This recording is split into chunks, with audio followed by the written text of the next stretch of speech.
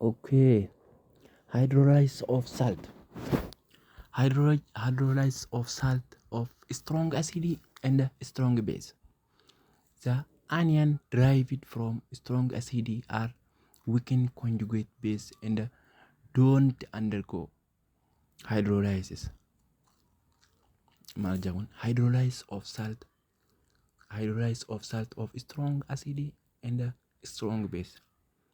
Hydro means come from the Greek word derives into two words. Hydro means water, or lysis means split to a part. Hydrolyze jechuun jecha lamarraa dhufa. Jechi lameen isaaniis hydro jechuu fi hydrolyze jechuudha. Hydro jechuun water yookaan bishaan yommuu ta'u, hydrolyze jechuun immoo adda babaasuu waan tokko kutaa kutaatti adda baasuu jechuudha. To split apart. Kanaafuu salt of a strong acid hydrolysis of salt of strong acid and strong base. Acid cimaa fi acidii cimaa keessatti adda baba'iinsa saaltii isaanii ilaalaa jechuudha maal keessatti. Akkuma armaan olitti jennee the strong base are ionic hydroxide of group strong of the strong base are ionic hydroxide. Don't forget the strong of base ionic hydroxide dha. Kana jechuun isaa warra ioni hydroxide qabudha. Ioni warra qabu. Warra ioni qabu kam metaalota eessa keessa warra garee lammaffaatii fi gabata bira garee lammaffaa fi garee tokkoffaa keessatti argamanidha.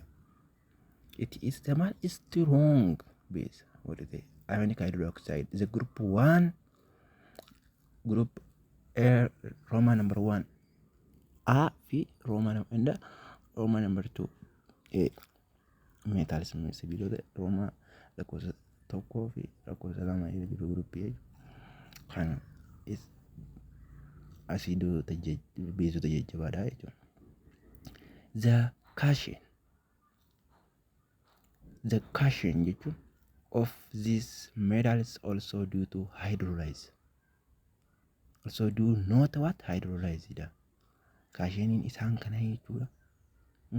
Positive in isaan sani metalii also don't hydrolysis da. Hydrolysis for example sodium hydrochloride is the salt of strong acid. The sodium hydrochloride and the salt of strong acid. The salt of strong acid. Is strong acid in kundufe and you right. The strong base is stronger acid is strong acid hydrochloric acid strong base sodium hydroxide. Right? Since chloride ion is chlorine ion negative and the sodium ion positive. Don't hydrolyze it. Hydrolyzing it. The solution or salt will be what? Neutral. Can you give me more example? Anyone hydrolyzing though? Enyo. Very strong acid strong base hydrolyzes into. Kanaafuu maalta addamba booya. Kanaafuu maalta no don't hydrolyze. Kanaafuu maalta the salt will be neutral ta'i. Neutral ta'i. Neutral jechuun uumama bakka. Uumama jechuun. Uumamaya. Hydrolysis of salts of weak and strong base. Look at here as a hydrolysis of salt of weak acid and strong base. The solution of these salts are basic because of ion of weak acid is moderately strong base and can be hydrolyzed as follows.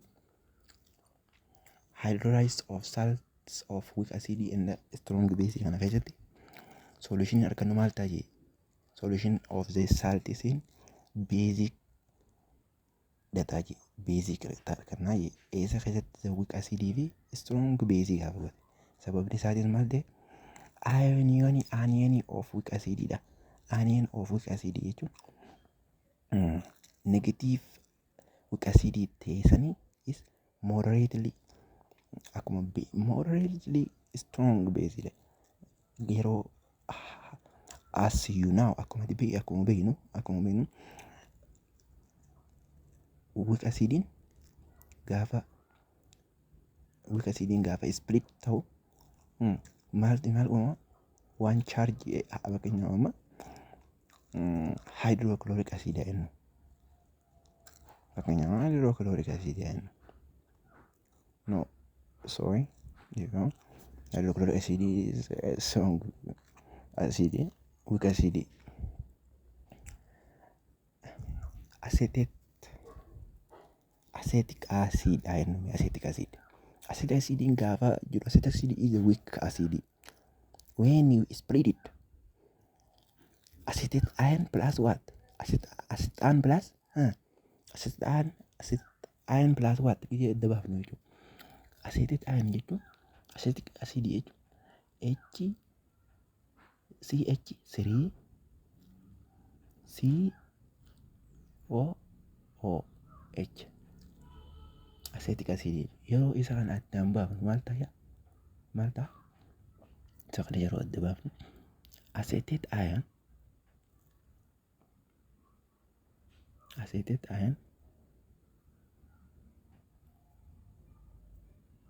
plus maali? Hydrogen ion. Therefore, this anion anion is this one. Anion is the negative charge. Negative has anion of maal jennaan kanama? The basic jennaan. Anion of acid ta'e weak acid kan gaafa dhugu asitti maali? Base ta'a. Kanaafuu asitti waati the large of anion waan ta'e jechuudha. Moderately hajaman asirratti ibsamaa jechuudha. Moderately hajaman asirratti isni fakkeenya tokko kan namni jira. Moderately strong base jennaan. Kaama asuma akka reefu laalle CH3 COO ion kan inni kun moderately look at it. This is what? Hydrogen, not hydrogen. The ions of one. This is what? The ions of one. Okay, look at it. This is X ion. Have you seen that? X plus H2 this gives us what? HX plus OH. HX plus OH. This is base. X ion is base. H2O no. On this reaction is acid because they give it one hydrogen to X ion is HX plus OH ion. Hydroxide ion. Hydroxide ion is what? Hydroxide ion is what? Hydroxide ion is the moderately strong base.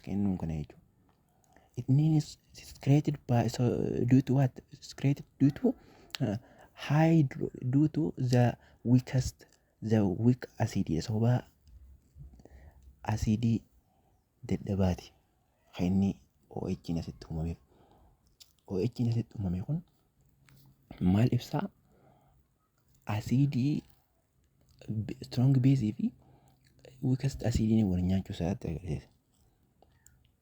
Abisiin kana fakkaata torbee itti aanu yookiin